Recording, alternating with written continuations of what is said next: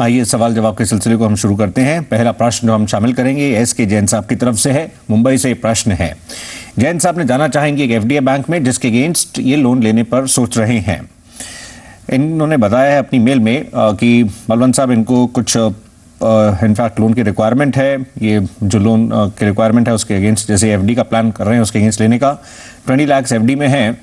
इसमें एक हम देखें पहलू जिसके लिए प्लानिंग इनकी है कि पर्सनल लोन के कंपैरिजन में जो ये आगे बढ़ना चाह रहे हैं, लोन अगेंस्ट एफडी इनको बेटर रहेगा उस फॉर्मेट में अगर हम देखें, क्योंकि एफडी के अगेंस्ट है तो रेट ऑफ इंटरेस्ट उस फॉर्मेट में इनके लिए थोड़ा ठीक रहेगा।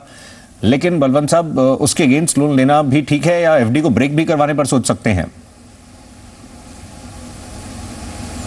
देखिए सौरभ जी, ऐसा है कि आप जैसे बताया कि उनके पास एफडी है तो फिर वो गोद में बेटा और नगर में ढिंडोरा वाली बात हो जाती है। अगर आपके पास आपकी खुद की जो असेट्स है तो आप उसके सामने ही लोन ले लीजिए। और जैसे आप बता रहे हैं पर्सनल लोन के सामने इवेल्यूएट करने की, तो नॉर्मली पर्सनल लोन की जो रेट ऑफ इंटरेस्ट है वो 16% से 24% के बीच में रहती है, जबकि ये जो एफडी जो है आपकी जो आपकी एफडी का जो रेट ऑफ इंटरेस्ट है उससे 1 या 2% ऊपर पे आपको मिल जाएगा। और जो इसका प्रोसेस वगैरह भी बहुत सरल रहता है कि मिनिमम डॉक्यूमेंटेशन में मिल जाता है। और जितनी जैसे इनकी 20 लाख की एफडी है तो उनको 90% तक का लोन मिलता है, मतलब वो 18 लाख का लोन ले सकते हैं।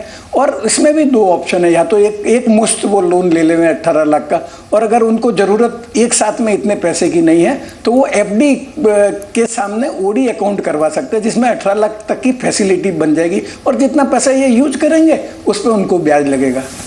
अच्छा बलवंत साहब, और एफडी जहाँ तक ब्रेक करने की बात है, अगर इनको फंड्स की रिक्वायरमेंट है, इनके अपना ये मनी इसमें पार्क्ड है, लोन लेने का जैसे आपने बताया जो प्रोसेस है वो इस तरह से वर्क करेगा, इतना इनको लोन मिल पाएगा, इस तरह से रेट ऑफ इंटरेस्ट भी रहेगा। लेकिन अगर वो एफडी ही ब्रेक करके उसको ही यूज़ करने पर भी क्या एक्सप्लोर कर सकते हैं, उसको कैसे ये एनालाइज करें?